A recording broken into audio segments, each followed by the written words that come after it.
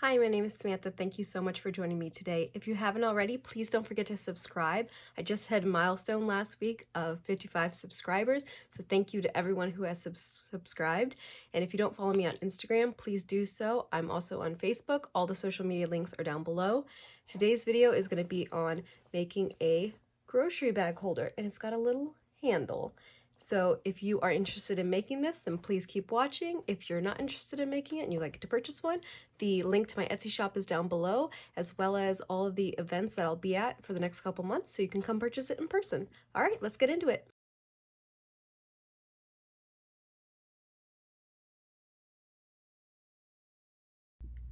To make the grocery bag holder, we can either use one piece of fabric or two pieces of fabric. You can see right here that I have a join and then have a loop for hanging. There's elastic on either end, and then you can pull. I just have some stuffing in here, but this is where you put your grocery bags. So right here I have a piece of fabric that is 15 by 20, 20 inches wide, and you could do 20 by 20. 15 just gets a good cut when you're doing multiple items. So the general concept is that we're going to make a tube, and then we're going to make channels. So we're going to make the channels first. If you had two pieces of fabric, the first thing you're going to want to do is to sew them together along the center and press open the seam. That'll leave you with one big piece of fabric. Now we're going to want to go onto each edge and fold it over about 1/4 of an inch, and then fold it over 1/2 an inch, and then we're going to sew this down. So I'm going to take this to the iron, do 1/4, then 1/2 on the two long ends. Okay, now we have our channels ironed, and having a good ironing technique and using steam definitely allows you to not have to use pins, which is very helpful. So I do not have it sewn, I just have it ironed. So now what I'm going to do is take the two shorter ends, place them together, open up these seams, and we're going to sew along this edge. And what we're going to do is open these up all the way, place them together, pin them, and sew from the top to the bottom. Once this is sewn, because we've already ironed it, we're going to automatically have our channels. So go ahead and sew along this edge. Now that we've gotten our tube sewn together, you can see that the sides we ironed are already trying to turn down. So we need to finish this edge. You can either pink or serge. I'm going to go ahead and pink just because it's nice and quick. I usually use my pinking shears a lot of times when I'm just doing a single item and I'm not making a ton of stuff, or if it's just one quick step.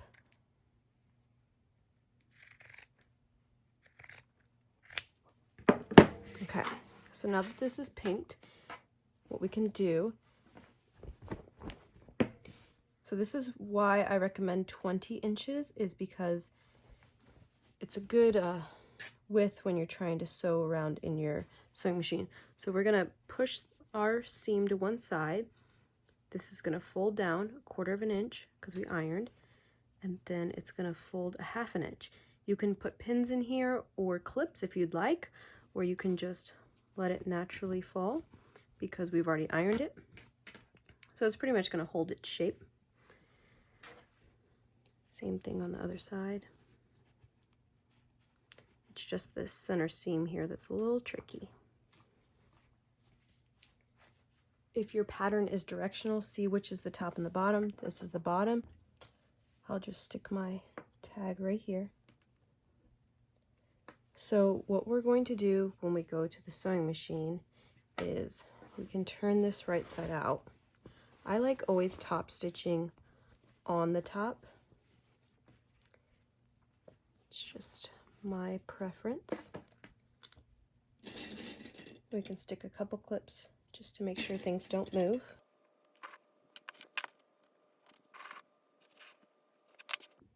Before we sew this up, we're going to need to make the loop. So what we're going to do is find some fabric. You can use the same fabric or a different one. If you watch my previous video, you know that I have a whole pile of scrap fabrics. So this one is 2 inches. So it just needs to be folded in half, ironed, folded into the middles, and then, it's hard to do this without an iron, and then fold it together. I'll show you what it looks like once it's been ironed. Okay, here is my ironed strap. So this is what I was saying, that you iron it in half, and then you iron the two sides in, and then iron once more. So now this needs a row of stitching this way and this way. I'm gonna go ahead and just do this whole strip because why not? And then I have it done for next time. For this project, you'll need about 8 to 10 inches. So 2 by 8 to 10 inches. Okay, now I have this long piece of strap. This is, well, it's selvage to selvage, so it's 42 inches long. I only need 8 inches. So I am gonna go ahead and cut off 8. I'm not even gonna cut off the selvage because that part you won't see. It's gonna be tucked in. And the great part is now that I already did this, I could just throw it in my bucket and now I have it ready to go for next time. Easy way to save time in the sewing room. So I'm gonna place this strap on the top, and I'm gonna place the seam down here on my grid, and I'm gonna go 1 inch over.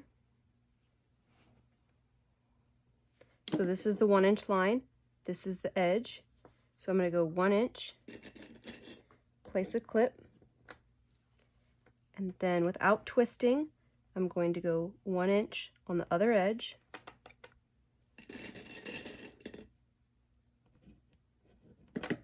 And that is going to be our strap.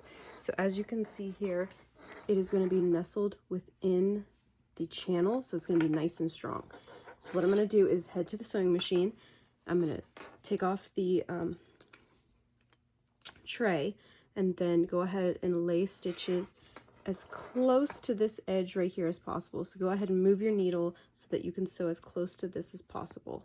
And we're going to need to leave an opening to add elastic. So I would start, you want to make sure that your seam is nice and closed. So I would start right here on the other side of the tag, back stitch, go all the way around and leave an opening right over here so that all this is within the stitches. You don't want to start right here because you want to make sure that this part of the seam is very reinforced. Okay, we're almost there.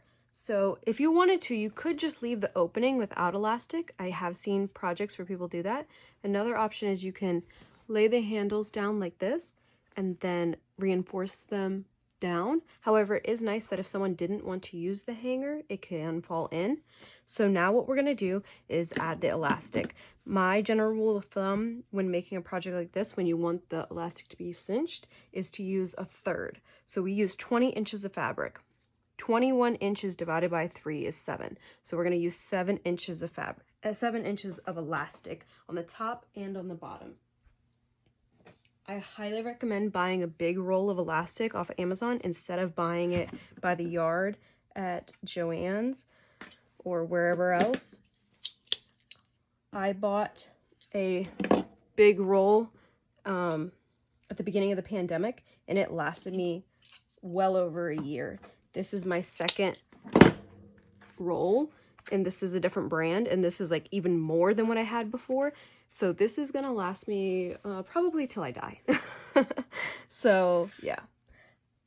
All right, so now we got our 2 pieces of 7-inch elastic. I'm gonna need to get some clothespins and we can get the elastic through. How I like to thread elastic is by using 2 safety pins. Stick one on one end, then go to your opening. So we can turn this right side out. Or wrong side out. Where's the opening? Okay, so the opening is right here. So what I'm going to do is take this and I'm going to pin it onto the elastic, or onto the opening. See how this is the opening right here? Right here's the opening. That way that the elastic does not fall through. So then with the other end of elastic, I'm going to put a safety pin. Put it through. Now I'm just going to start threading on the same side that has the clipped end. If you do it on the opposite side, it ends up wonky. So I'm going to go ahead and put that through.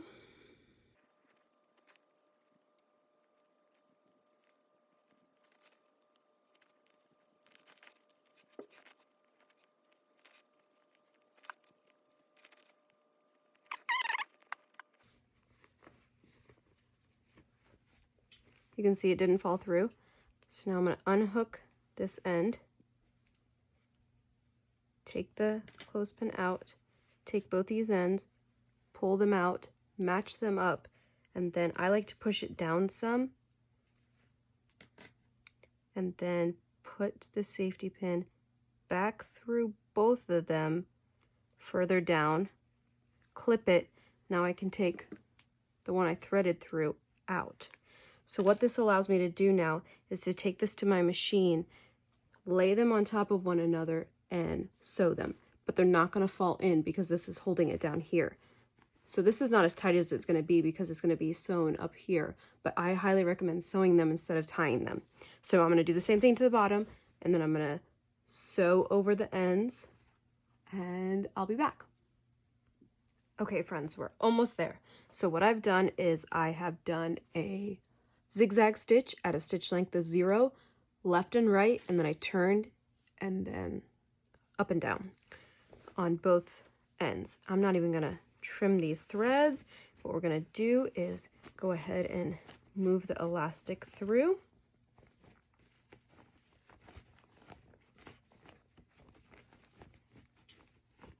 We are gonna move it. And then I'm going to take a couple of clips here, and I'm going to mark the beginning and the end of the opening. Oh, because we need to go ahead and stitch that shut.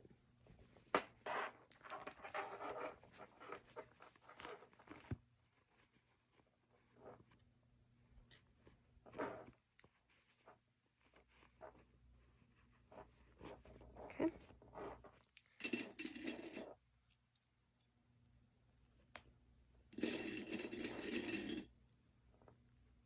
So now we're going to do the same thing we did for the rest of the top and bottom, and we're going to go ahead and stitch those openings shut, and then we'll turn it right side out.